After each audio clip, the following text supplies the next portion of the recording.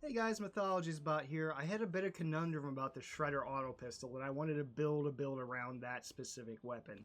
I think it has potential, and I think I found a build that really unlocks that potential. So I'm looking to see how that works and kind of giving the tools, tips, and tricks for Jainson-Solar with this specific build. So let's go in the Psycam real quick and figure that out.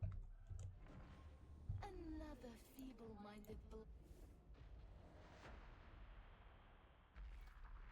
Okay, so let's go break down the weapons real quick. Now, I've been playing this on Damnation, and I've been playing some on Orc Maelstroms as well. I think it does incredibly well at those difficulties. Havoc, I don't believe that would probably work as well at, but it's still a really interesting build. So let's check out the weapons real quick like we normally do. So we have the Combat Axe, the Achilles MK8 there. And with that, we have mobility as well as the lowest stat. Now, you could change around first target, but I don't know if I would mess with the damage, finesse, penetration, or first target in any way. I think that's probably the best you're probably going to get. You might be able to do a split at some point, but either way. And for those perks, you have melee critical hit chance, and there's a very specific reason why, and damage unyielding as well. So for bosses, reapers, mutants, it's really good at taking down some of those big guys, right? And for the blessings, we have Thunderous, which gives hitting enemy gives them 4 stacks of Brittleless, and debuff lasts for 5 seconds, kind of a maximum of 16 stacks. So when you're striking things, it's giving them constant stacks of Brittleless, which does help your ability to take them down. And then for that, 5% strength with Head Tanker for 3.5 seconds, stacks 5 times. That's just a very easy one to build. And here is the reason why I've been building this build. So I have some interesting thoughts on the Shredder Auto Pistol. I don't see a lot of people use it. Obviously, the Hive Scum uses the braced ones, right? But I don't see a lot of veterans using it to its, I think, maximal potential, and that's what I'm trying to bring out here. Or at least an interesting way to use this weapon that I think. And mobility is the lowest stat on this one as well. And then for the perks, we have Flak Armor and then Yielding. Unyielding is very useful against mutants. Reapers, same thing. I don't know if I'd be throwing it at a boss because you'd be using up too much ammo. It would just take too much. Maybe in the back of a beast with that boil, you could hit that crit location. That might do a lot of damage. I haven't really tested that very well, but besides the point. And then Flak Armored as well, just because it's a very common type. And this thing does excel very well at killing close range targets, and a lot of them very quickly. So I kind of use it as a burst weapon at like short range to nail anything. And I would say probably maximum range medium. Now you can probably hit some longer range targets. Just expect to use some ammunition for that. And then for the blessings on that, we have Powder Burn. So we have damage against suppressed enemies, 40% suppression, and minus 40% recoil on close range kill. So essentially, you're going to build up that suppression damage on this weapon. And then with that, the Terrifying Barrage. So suppress enemies with 8 meters radius on a close range kill. So essentially, this thing is used as a short burst weapon at a very close range, but can be used at some of the longer ranges as well that I found. So we're going to the Kuros real quick. So for the blessings on those, we have toughness, toughness, toughness. Then we also have some stamina regeneration, some toughness percent, and then some always having combat ability regeneration because we always want that to stack in. We're going to have some damage resistance gunners on there as well, and then some res speed as well. Then let's go into the talents. We'll check that out real quick. Now, this is a very specific build that I've used for this character to maximize the benefits for the Shredder Auto Pistol. I can't say this thing would work on the higher tiers of Havoc, but I've definitely had a lot of fun with it, right? So we go down there and get Confirmed Kill. We switch over to One Motion, and that does help out a lot with the bottom tier talents we're going into. Then we also have Close Order Drill. Crack grenades, just because you're going to need those to take out some of the bigger targets. It's very useful against bosses. It's very useful against objectives. It's just a nice thing to have. I would certainly like to do Shredder or Smoke, but crack grenades definitely fill a need this build has, very much so. We come over the right and get Trench Fighter Drill to increase our melee attack speed to make sure that swing on that axe is fast, fast, fast. Then we go into Iron Well, just because that can help you survive one-shots very easily. Field Improvisation, because it's a good thing to have, right? Catch a breath here. Then we go over to the right, get close and kill, just to get extra movement speed, because you're kind of going to be in skirmishing range with a lot of things, and you want to be in that medium to short range. Like I said, you can hit things at long range, but it's going to be difficult with this weapon. Demolition Stockpile as well. So then we come over here to Infiltrate and Overwatch. Overwatch just gives us more ability charges and lets that cooldown kind of feed into itself. And you'll see one of the abilities down here that kind of helps that out as well. So it can keep charging even if you at one still in use and still one ready to go. We're going to come all the way here over to the left. We're going to go for weak spot damage. That's just very helpful for the spray that this small weapon does, and a lot of the overhand axe strikes that you're doing as well. Very useful. Demolition Team, just because crack grenades are great. It's great to give your allies grenades. That's tons of fun. Tactical Awareness, and that's where I'm saying this cooldown regeneration feeds into the stealth just to help you out a little bit more. Rending Strikes, just because you're going to need rending on most of the weapons you have. Now let's go over to the main tier, and this is the reason why we do have the weapon swap, because we are swapping weapons a lot between that small spray and then an overhand axe strike or some sort of strike like that. We have Duck and Dive here, so stamina on avoiding range attacks by dodging, sprinting, or sliding. Just very useful for generating a ton of stamina.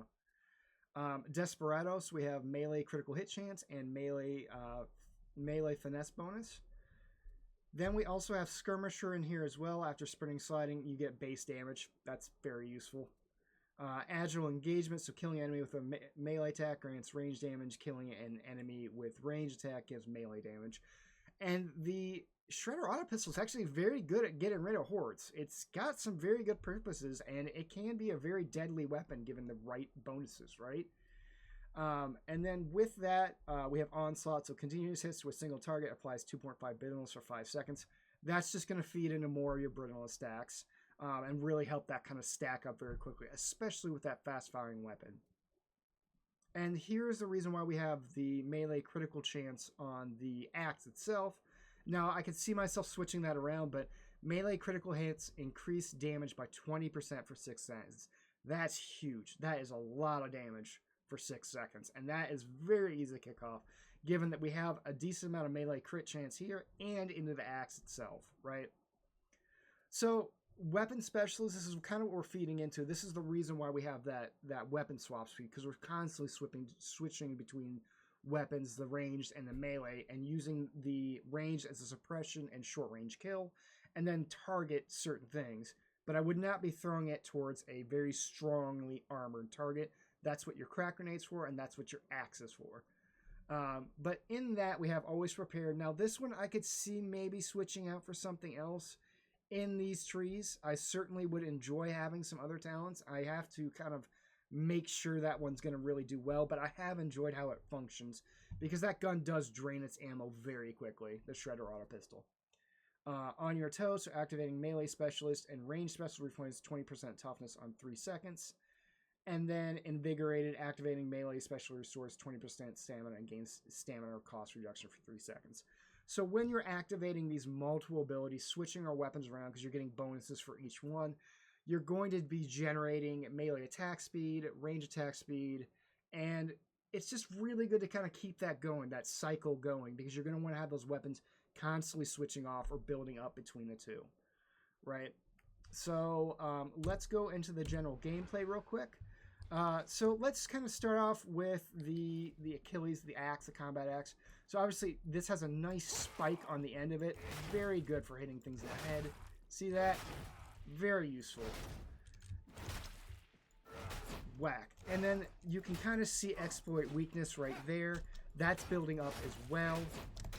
And it's just a very solid type of weapon. I really like the swing pattern on this one. And then you can switch over very quick. You see that switch right there? That's the weapon swap speed stacking in. And then with that special, I don't really have a huge... I mean, it's really good at knocking back certain targets, right? And it's quick. It's quick. It's an under the chin. But that spike on the end is very deadly. and very useful targets. You can also use stealth to build into this as well.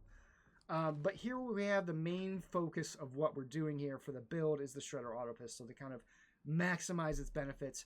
And we can kind of see what happens when we pull this into a group. Let's duck down a little bit because that's going to make our aim a little bit better. So it does pretty well against some of these lighter armed targets. We just drained a clip right there. And that's what I'm going to use it for. Suppression against most enemies. And then a switch out between killing that. You kind of see how that switches off between the two. Woo! Always a good one. But very good against hordes. See how it rips through them very easily. And that's kind of what you want. You want to be able to stack up those close range kills and be able to switch over to the weapon very quickly. Same with spraying with any kind of crit location. This is the reason why we have a lot of weak spot points. Is going towards any kind of crit location that you can have, but avoiding a lot of the very large amounts of carapace, because that is not going to do you much good there. You're going to bounce off that helmet. And then understanding that this weapon is probably not going to do much against crushers. It just is not. It's very good against light armor targets or at a very close range, going for certain areas of the body. Weak spots, areas that don't have a lot of armor in them, right? But aiming specifically towards carapace armored spots is probably not going to net you the best bonus. We can kind of see that here. See everybody's staggering from that nice that suppression. You can see him ducking down right there. We killed somebody in suppression. That's suppressing everybody near us. So that would mean essentially if you walk into a crowd like this, see how everybody is ducking, diving, running for cover. It's very useful at spraying at enemy shooters and taking them out at a very quick range, right? And then you kind of come in here with the axe and finish things off. That also goes essentially for powering the axe as well with the stealth, right?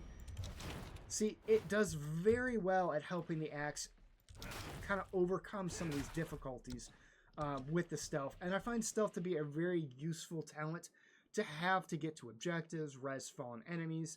And then obviously the crack grenade you're going to throw, it's going to go towards the largest target of metal when it's magnetic, or you're going to have a nice little chance to do an underhand swing straight towards the bottom of something that you want to kill. And with that, like I said, the stealth is there to help you get fallen teammates, power up your axe's attack there, or essentially get a reload that you can swap between your weapons real quickly, or get your stamina back. That's essentially what you're trying to do. So it's a very fun build. I'm having a lot of times kind of experiencing something new with this one. But this is just kind of a conundrum because I've seen a lot of people use the Shredder Auto Pistol, and it seems to drain a lot more ammo, and I see a lot of people probably not using it to its maximum effect.